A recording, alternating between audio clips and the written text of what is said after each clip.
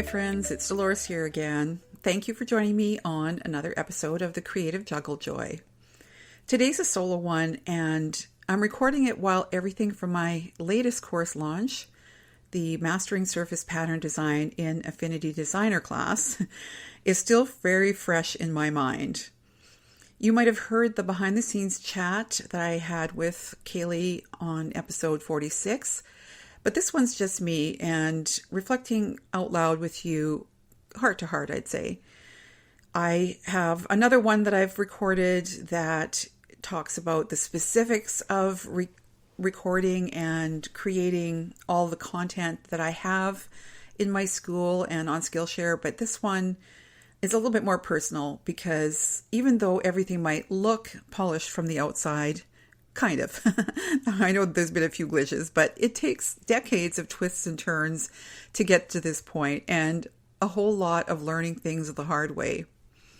If there's a hard way, somehow I find it. If you've ever thought about teaching online or you're already doing it and wondering if you're the only one juggling all the tech and all the creative and the customer emails and the late night editing, you're not alone. I've been there. I actually am there. So today I'm going to walk you through sort of a different aspect of how I got from local gift shop consignment to licensing art worldwide, and then also teaching over, I'd say 90, 95 maybe students online. And most importantly, what I wish I had known when I first started. So this information may overlap with a couple of other episodes, but I think it's kind of a different twist on it that I really want you to know. So I'll rewind a little bit. I know I've talked about a few of these things before, but I did start out as a hobbyist, just drawing and painting and selling pieces on consignment at little local gift shops. Eventually, I even partnered with two friends to open our own gift shop. It was creative and chaotic, and we kept it going by doing a ton of graphic design work on the side. So we took on almost any job. We did a lot of catalogs, a lot of magazines, and even seed packets. We once had a contract for over 10,000 seed packets that we did the layout on. Yeah, that was a big one. I also had a very long and fulfilling career as a teacher. So for 30 years, I taught in the classroom, watching everything shift from the really commercial art, original, hand-done kind of work to kind of ushering in the whole digital era of design. So I was right there during that transition period in the 1980s. I was there helping students cross the bridge into the digital world while I was also doing that myself. And at the same time, I was still freelancing and still creating and still trying to figure out where my art could go. So then came the craft sale chapter. I originally tried doing this on my own. The first show I did was at the local art gallery. A friend of mine had a booth. I got a booth, and that was literally the first show I ever did. And it kind of ignited the interest for me. I started doing sales, and by then I was single with 3 kids. My eldest daughter was about 15 or so, and eventually became really pivotal in me setting up my booth and my product line to what it was by the time we stopped doing craft sales. So she basically joined me as a partner when she was about 18 or 19, and we hit the Canadian craft show circuit really hard. We had been doing smaller shows, but the bigger the show was, we found the more money that we made. So we went to the highest show that we could find. The ones, I'm talking the really big shows where they have at least 50,000 plus people coming in, giant booth fees, hotels, product prepped. It was really a full-time business. And we were both working. I was working full-time still as a teacher. She was working at a local movie business, Blockbuster, that doesn't exist here anymore. But we both kind of managed to do all this work around all of our regular responsibilities and learned that we had to definitely, pace ourselves and spread our work out throughout the year. It was great. It was really great. We continued to do that until she had her first child, which was about 7 years ago.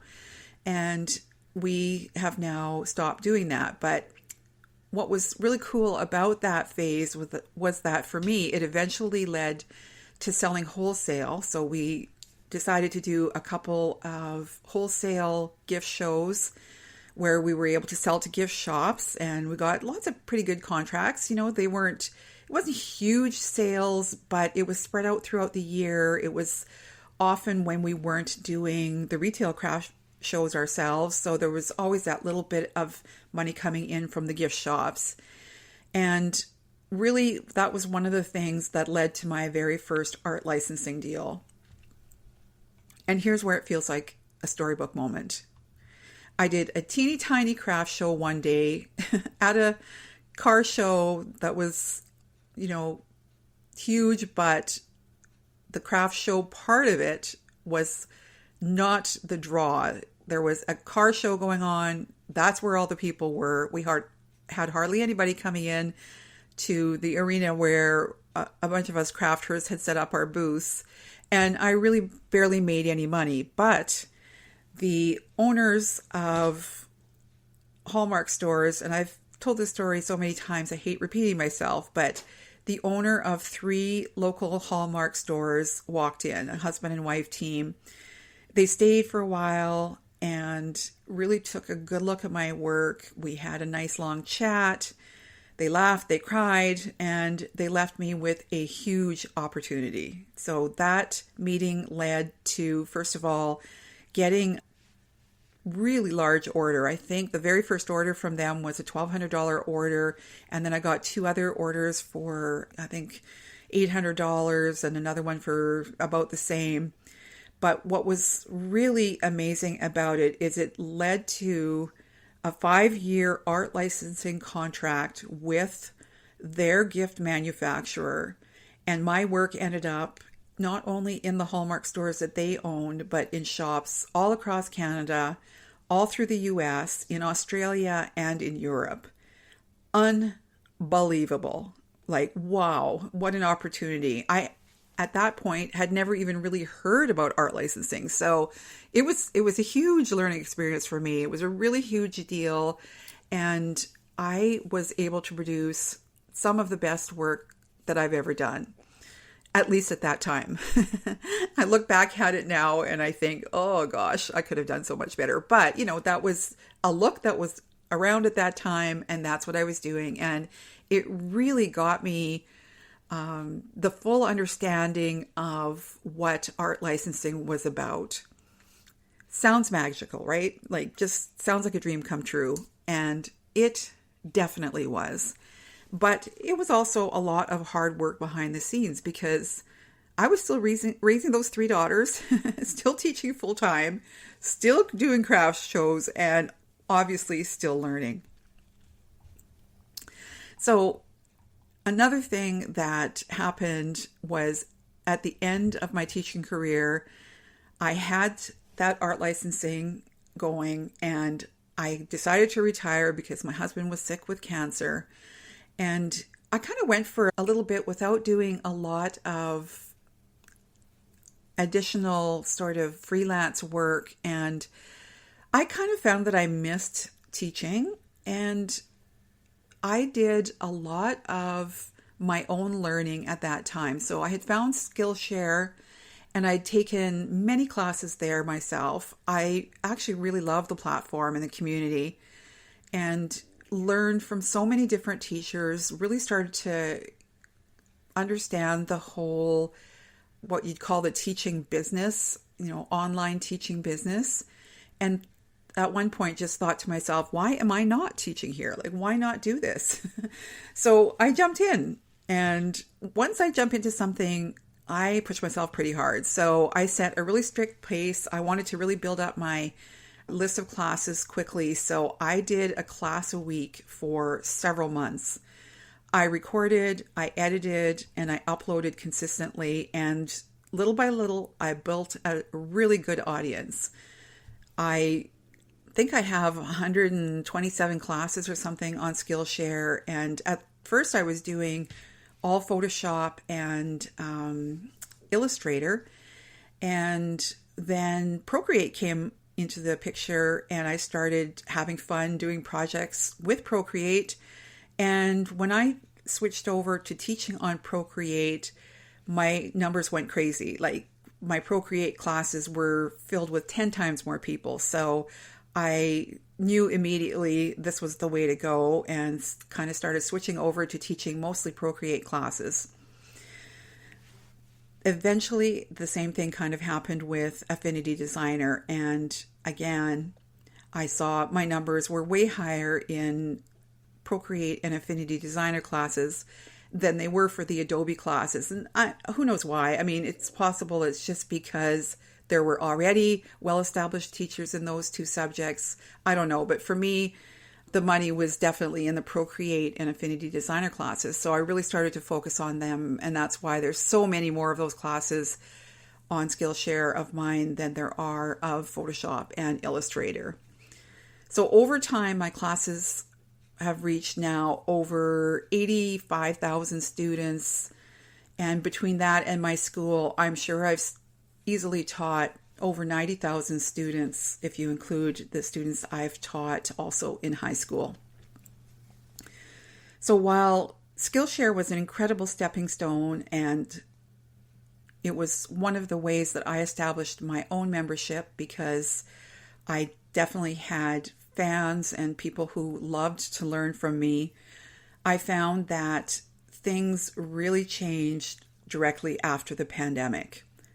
I'm sure that during the pandemic, it was a boom for programs like Skillshare, because right after the pandemic kind of ended, they cut teacher pay in half, and it was a shock, to say the least.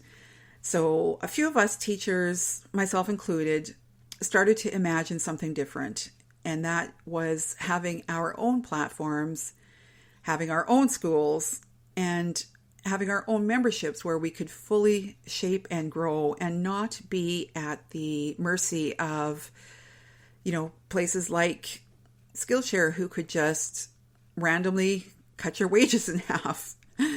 It was really tough, honestly.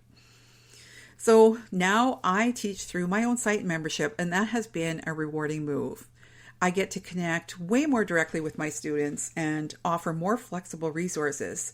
And I love just the fact that I'm designing classes that reflect what I truly love to do. But I'll be really honest, it has not all been easy. One of the biggest misconceptions I had was that teaching online would feel like teaching in a classroom. Spoiler alert, it does not. It's not like being in a classroom at all. Teaching online means you're also the curriculum writer, the video producer, the tech support team, the copywriter, the social media manager, and the person who answers emails at 10:30 p.m. when someone can't download a brush set. Yep, that's me. I don't know. Honestly, what surprised me the most was the tech load, the actual administration. Just how many platforms and systems it takes to keep a course business running. Honestly, there's so much. I mean, there's all that video editing. There's the email automation. Thank God I have Kaylee. There's the community tools and the hosting platforms and, simple things like passwords and, just managing all of it and keeping records of everything, having, my Airtable system completely set up and following it, naming things. Oh my gosh, organization. It's just so much. Like the admin is just crazy. And, really at the time, I hadn't even really considered marketing when I first started. I didn't realize just how much marketing would be involved if I wanted to go out on my own. When you're in a big program like Skillshare has, you don't have to do any marketing. Skillshare is doing the marketing. You don't just build a class, and wait for people to find it. That's what I found is I did have a membership. I did have the classes. I was doing exactly the same as I was doing when I was on Skillshare, but I had to wait for people to find it. And you know what it is when it's business, you just can't wait. You literally have to find the people. You've got to talk about it. You've got to share it. You've got to invite people in, and you have to keep doing that again and again and again. And honestly, that part used to feel so uncomfortable for me. But over time, I started to realize I wasn't actually selling. I was just telling people what I love and giving them a way to join me. I couldn't have possibly done it without Kaylee. And, we can talk about a lot of the mistakes we've made along the way. We've had tech mishaps. We've had email flops. We've had broken link. Just recently I accidentally, oh my gosh, this was the worst thing ever, but I deleted over 170 people from my membership. Literally, yes, deleted them. And I'm still repairing the damage from that one. Just one of those stupid mistakes I made at 11:30 at night. And oh my gosh, I had no idea. I was deleting people specifically from a course and didn't realize I was actually completely deleting them from my membership. Thank goodness so many people have reached out, and I hope to goodness that I get everybody back, because that is, definitely the bread and butter right now of my earnings is from my membership. Thank you so much to all of you who have reached out and that I was able to get you all back in again. And you know what? Honestly, it's just, sometimes it's just about being exhausted. Like, I just get so tired. There is no big team here behind the scenes.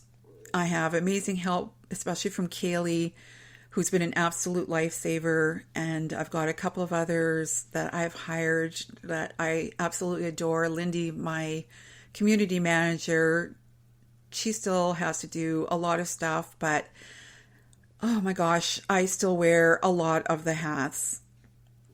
It's really easy to glamorize online teaching, but the truth is it's a load of work. It's worth it, but it is work, you guys. And I so appreciate all of you who support me in even the littlest things, buying my, artist resources that I create, all of those little things, paying for the monthly membership. These are the things that make it possible for me to do this kind of job. I couldn't do it without you. I really couldn't. People often ask me, do you still make art? And yes, heck yes. I have to. Teaching is what I do, and it's teaching of the projects that I create. But I know that there's a lot of times that I just do the art because I need to just relax and get lost in the painting or designing or whatever it is. A lot of times these can end up as classes, but sometimes, honestly, I just do it for the relaxation at first. I do still license my work. I do still sell cards and abstract art. And I do carve out space to make art just for the joy of it. I was even working in my art journals the other day when we were at the beach. I brought just a couple of tools with me, and I flipped through my actual art journal and physically took a white marker most of the time and added detail to probably 20 different pieces of artwork that I have in there. Because, I still license that stuff. So it's good for me to carve out space to make time for just that joy of it. That stuff often is the basis of other things that I do, and I can transfer anything that I do in my analog art to be part of my digital art. And I think all of that is part of what keeps me connected to my students too. They know I'm still in it with them. I'm still learning and I'm still creating. I often think, what would I go back and give myself as advice when I was just starting this online teaching thing? And there are a couple things that I would say. First of all, pick one platform and learn it well before trying to juggle too many. I am right now really debating whether to stay on Teachable or not. There have been some major cost increases, and I'm not sure that I want to stay using Teachable for that reason. And support is not necessarily always, the top end, in my opinion. I also have heard and learned about a couple of different platforms that might work for me, costing way less. We're talking less than half. And I'm just hoping that I can make it work and integrate it. I don't know. I haven't done the research. I really need to do that. But this is one of the things I would say is to definitely research that before you start, because now it's a whole big thing of trying to migrate from one platform to another. The other thing I would say is, in fact, this one should have been really the most important thing to tell myself back in the day, was to build an email list early. So that email list is golden. It's the most important thing to have. And that's because you're having a direct line, a direct conversation to your audience, and that is gold. Social platforms, I haven't personally had a lot of success with any, tangible building of my business or money coming from them. They change, algorithms change, but gosh, that email, that's what really gives you stability. So growing that email list, being really consistent with it, that's really important. And last but not least, one of the things that I would have given myself as advice sooner was, oh gosh, I wish I had done this sooner, is to hire support. So asking for help sooner. Gosh, why did I not do that? Even part-time support can really help save your sanity. So now I've got Kaylee with my marketing and tech support. I've got Che doing my video editing and helping me out in any other ways that she can. She often does my uploads to sites like Etsy and Creative Market. I also have Lindy as my community manager, so she's always in there in the community talking and helping people. And I've hired also Michelle, who is going to be helping me with setting up my systems in Airtable and getting them running smoothly. So you don't have to do it all, and you don't have to do it alone.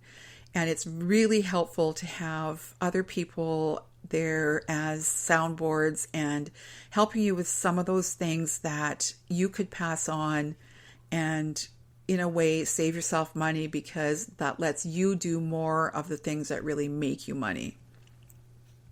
So if you're listening and wondering if you could teach online, let me tell you, if you've taught anything before, if you've got the skills to share, there is space for you to do it. Please don't hesitate. It won't always be easy, but I can tell you it's very deeply fulfilling. And don't wait until you're ready. Don't put that time, don't waste the time. I definitely was not really ready for that first one. My first class is almost embarrassing, but I made it up as I went along, like most people do, and I got better and I got faster. Thanks for spending time with me today. If this resonated with you, I would love to hear from you. You can send me a message or tag me on Instagram or email me info@Delores. Instagram, Facebook is Delores Art Canada. If you're part of my school or membership, thank you for making this beautiful business possible. And I will see you next time. Keep creating, keep juggling, and most importantly, keep finding joy in the process.